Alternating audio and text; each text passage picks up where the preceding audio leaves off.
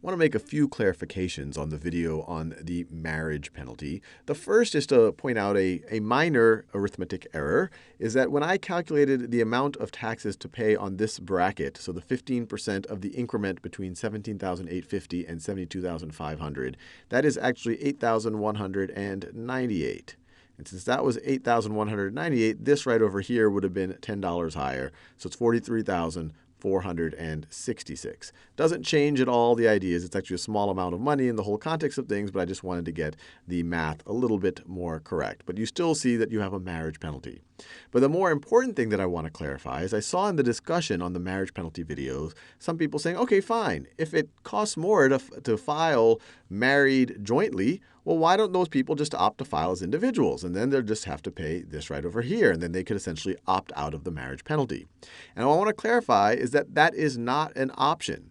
If you are married, you don't use the pure individual tax schedule. You don't use this over here. Instead, if you are married but you want to file separate, you use the married filing separate tax schedule. And you see in this that this is exactly, it's different. It's the same as the individual tax schedule up until in these first three brackets.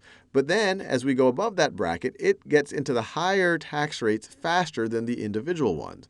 And it does it. If you look at these brackets here, you see that they are exactly half the brackets of the married filing jointly. And that's because, at least for this couple right over here that's making identical incomes, they are going to pay the exact same amount, taking into account some round-off error, for married filing separate as they are married filing jointly. And we can go through that exercise.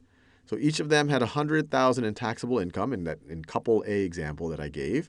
And so the first 10% or the first $8,925, they're going to pay 10%. That's just rounding. That's $893. Actually, I could even say $892.5 if I want. $892.5 is 10% of that. Then on the next bracket, they're going to pay 15%. So that is $4,099. $4,099. And then on the next bracket, they're going to pay 25%.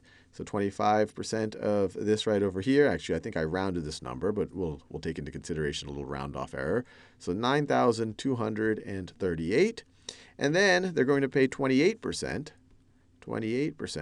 on the increment above 73,200. So they each have 100,000, 1, 2, 3, in taxable income. Subtract 73,200 from that, and they're paying 28% on it. And this gets us each of them having to spend have to pay $21,733.5 in taxes.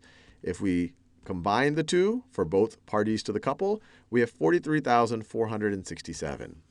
$43,467, which is essentially the same as they would have had to file jointly. The difference between the 6 and the 7, that's just because of some of the round off right over here. But they have to pay the functionally equivalent tax rate. So just to be clear, if you are married, you either have to do married filing jointly, married filing separate. There's also a separate head of household, but you do not have the option of filing under an individual. So you can't just opt out of the marriage penalty if it happens to exist for the scenario that you happen to fall into.